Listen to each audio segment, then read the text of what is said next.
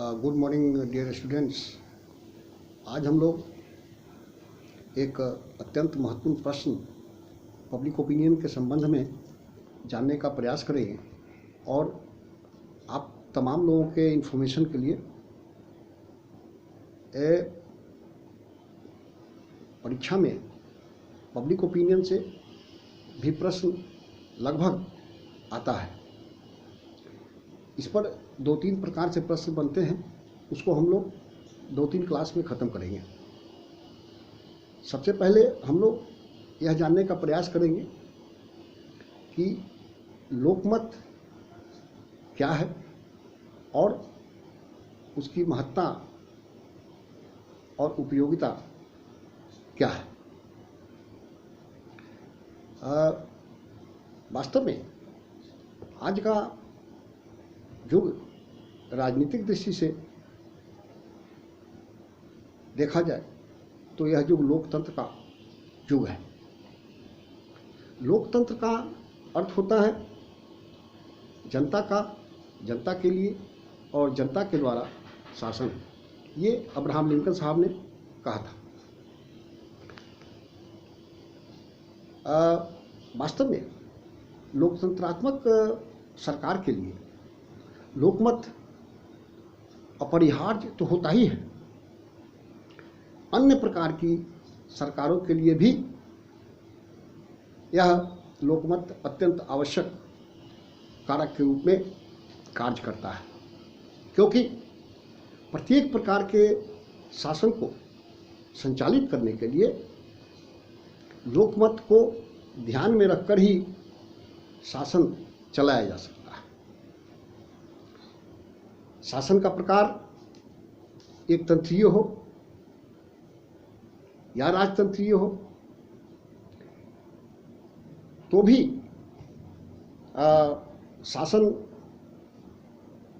को निर्विवाद रूप से चलाने के लिए लोकमत को ध्यान रखना पड़ता है। वास्तव में एक तंत्रीय शासन को संचालित करने के लिए यह जानना अत्यंत आवश्यक होता है कि जनता उसके बारे में क्या मत या विचार रखती है। अगर वह ऐसा नहीं करेगी तो संभव है कि उसे आगे चलकर विद्रोह का सामना करना पड़े। इसी प्रकार अगर किसी देश में विदेशी शासन व्यवस्था है तो उसके लिए लोकमत का ज्ञान और भी अधिक महत्वपूर्ण हो जाता है, क्योंकि लोकमत की नारी के ज्ञान के बिना शासन को मजबूती के साथ स्थापित नहीं किया जा सकता है। वस्तुतः विदेशी शासन बिना लोकमत की सहायता के अधिक दिनों तक नहीं चल सकता है। भारत में अंग्रेजी शासन इस बात का गवाह है। यदि किसी देश में लोकतंत्रात्मक सरकार है तब तो शासनकर्ताओं के लिए लोकमत का ज्ञान अत्यंत अपरिहार्य बन जाता है, क्योंकि लोकतंत्रीय शासन में सरकार जनता की इच्छानुसार चलती है। इस प्रकार स्पष्ट है कि लोकमत का महत्व सभी प्रकार की सरकारों के लिए अत्यंत महत्वपूर्ण होता है। जहाँ तक लोकमत के अर्थ तथा उसकी परिभाषा का प्रश्न है, बोलचाल की भाषा में हम यह कह सकते हैं कि जनता की राय वास्तव में लोकमत होती है। किंतु इतना मात्र कह देने से लोकमत का वास्तविक स्वरूप स्पष्ट नहीं हो पाता है।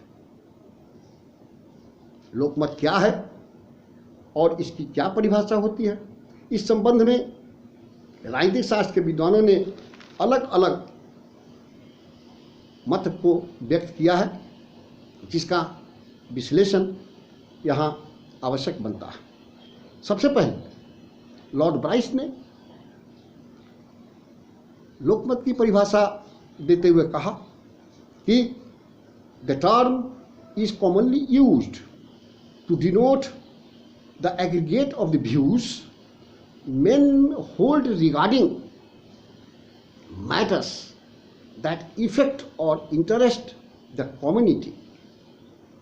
A mixture of thus understood, it is a mixture of all sorts of different notions, beliefs, franchises, prejudices and aspirations.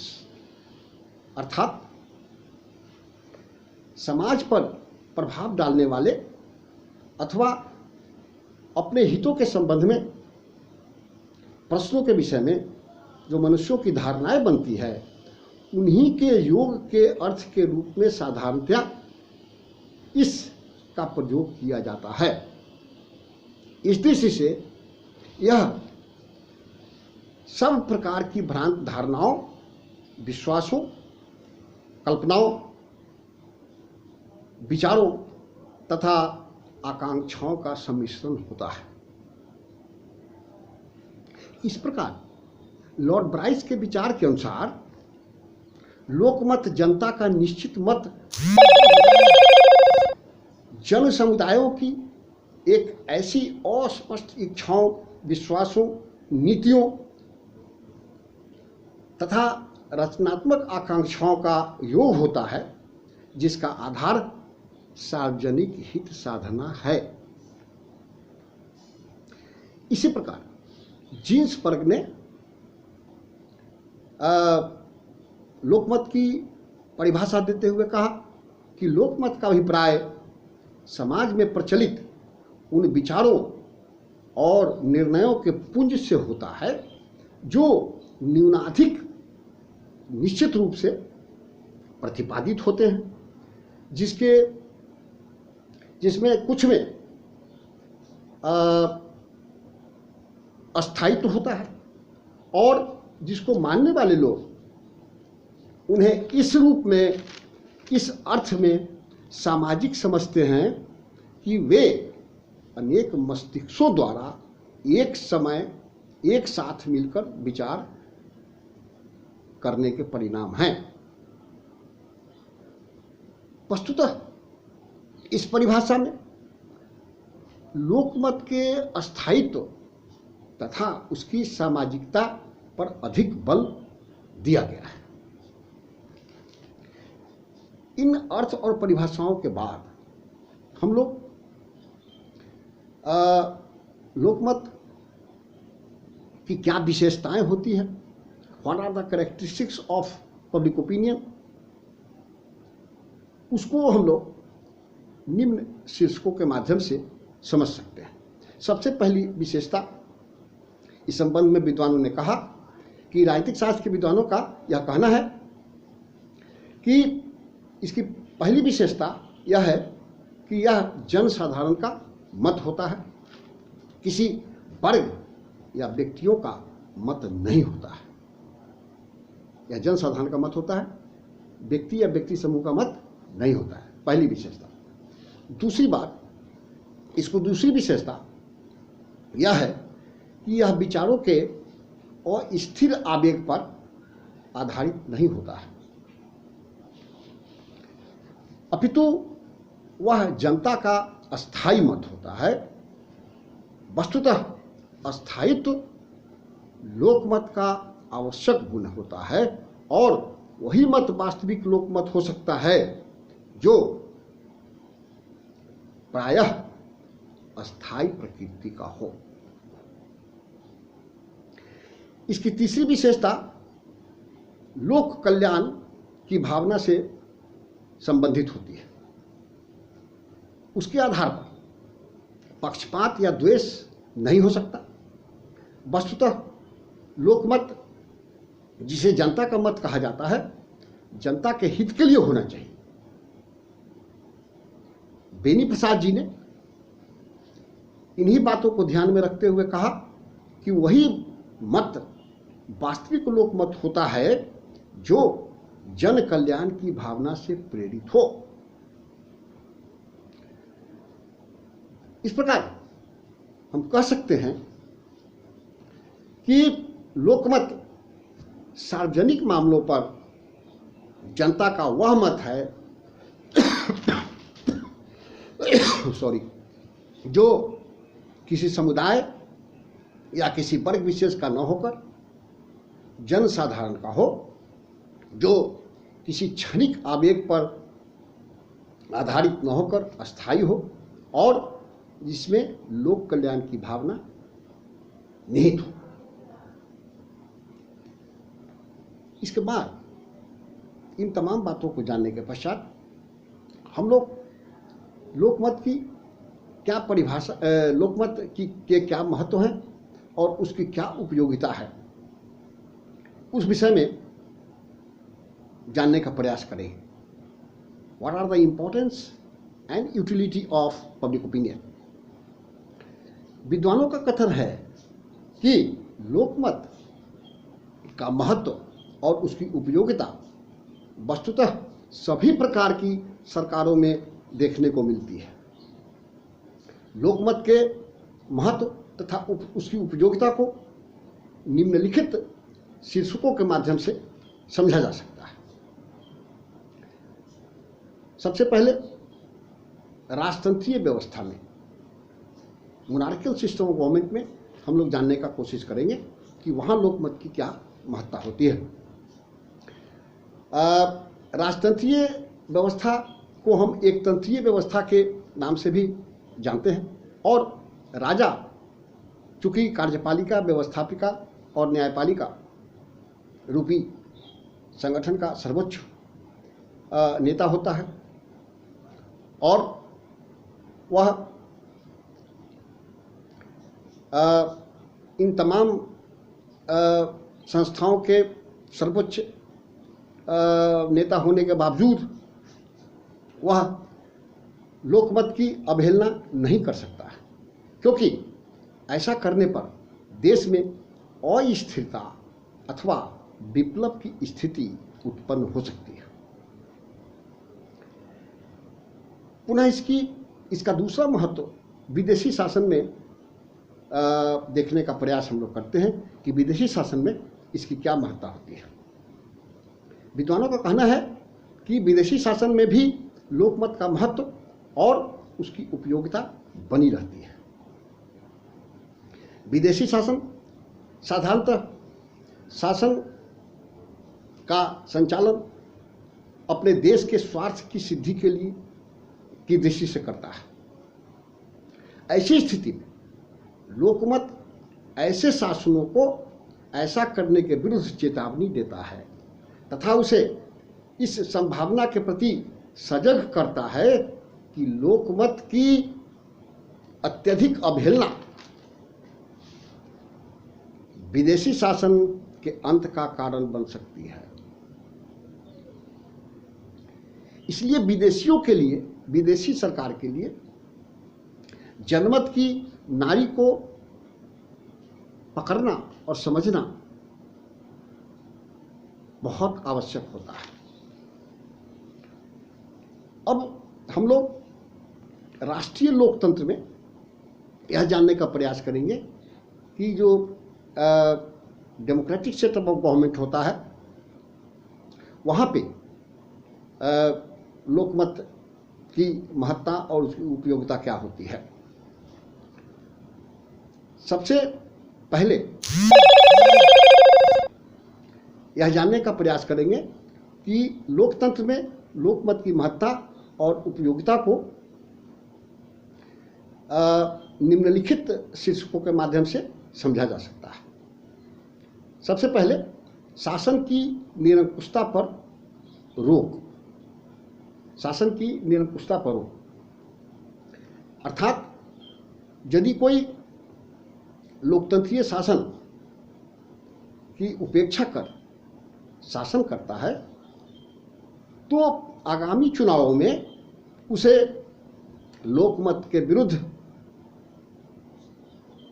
अर्थात अगर वह ऐसी सरकार है जो जनसाधारण के अपेक्षाओं के विरुद्ध कार्य करती है तो वह सरकार ज़्यादा दिनों तक नहीं चल सकती है। अर्थात समाचार पत्र, मंच तथा व्यवस्थापिका सभाओं में व्यक्त लोकमत समय समय पर सरकार को निरंकुश तथा मनमाना व्यवहार करने के विरुद्ध चेतावनी देती रहती है और उसे सजग करती रहती है कि आप जनसाधारण के हितों के से संबंधित काम कीजिए, उसके विरुद्ध जाकर कोई काम करने का प्रयास नहीं कीजिए। पुनः इसका दूसरा महत्व राष्ट्रीय लोकतंत्र में यह है कि यह शासन का पथ प्रदर्शन करता है। लोकमत के विविध अभिकरणों के माध्यम से शासन के अनुचित कार्यों की आलोचना होती रहती है, जिससे उसे अपने को सही करने का अवसर प्राप्त होता रहता है और उसे शासन का मार्गदर्शन भी होता है कि लोकमत क्या चाहती है। जे.ए. गेसल एक विद्वान हैं, उन्होंने ठीक ही कहा है कि लोकमत के अतिरिक्त किसी अन्य को आधार बनाकर कभी भी कोई पृथ्वी पर शासन नहीं कर सकता है। पुनः इसका तीसरा महत्व राष्ट्रीय लोकतंत्र में यह है कि यह शासन का उत्साहवर्धन करता है। लोकमत के विविध उपकरणों के माध्यम से शासन के अच्छे कार्यों की प्रशंसा होती रहती है और उससे शासन का उत्साह वर्धन भी होता रहता है। पुनः इसका चौथा महत्व यह है कि स्वार्थी राजनेताओं और संस्थाओं के ऊपर नियंत्रण स्थापित होती है। अर्थात लोकमत के विविध उपकरण के माध्यम से राज्य के नेताओं एवं विविध संस्थाओं के अनुचित आलोचना हमेशा होती रहती है तथा समय समय पर उन्हें उनके कार्यों के प्रति उन्हें चेतावनी भी दी जाती रहती है। इसके परिणाम स्वरूप कोई भी नेता या कोई भी संस्था जनमत की निरादर करने की हिम्मत नहीं जुटा सकता है। सुल्ज ने भी कहा कि लोकमत एक प्रबल सामाजिक शक्ति है जिसकी अवहेलना करने वाला राजनीतिक दल स्वयं अपने लिए संकट आमंत्रित कर सकता है। अंत में इसकी विशेषताओं को राजनीतिक शास्त्र के विद्वानों ने नागरिकों की स्वतंत्रता की रक्षा के रूप में देखा। अर्थात जब कभी सरकार जनता की स्वतंत्रता पर आघात करने का प्रयास करती है तो जनमत उसके विरुद्ध उठकर ऐसा करने से रोकती है। इसीलिए कहा जाता है कि अनवरत जागरूकता ही स्वतंत्रता का मूल मंत्र होता है। नागरिकों की स्वतंत्रता करना सरकार का दायित्व है, उसकी स्वतंत्रता की रक्षा करना भी सरकार का ही दायित्व होता है। कोई भी सरकार अपने कार्य से यह साबित नहीं करने का प्रयास करती है कि लोकमत उसके विरुद्ध हो जाए। इसीलिए हर एक सरकार यह प्रयास करती है अपनी ओर से कि जनता को जो संवैधानिक रूप से जो अधिकार प्राप्त हैं उन अधिकारों पर कोई कुठाराघात करने का प्रयास नहीं करे। उपरोक्त विश्लेषण से यह स्पष्ट होता है कि लोकमत का महत्व सभी प्रकार के शासनों के लिए होता है, चाहे वह राजतंत्रीय व्यवस्था हो, विदेशी तंत्र हो या लोकतंत्रीय व्यवस्था हो। हर प्रकार के शासन के लिए यह आवश्यक रूप से महत्वपूर्ण होती है। इसीलिए ह्यूम ने कहा कि सभी सरकारें, चाहे वो कितनी ही दूषित क्यों न हो, अपनी शक्ति के लिए लोकमत के ऊपर निर्भर रहती है। Thank you very much.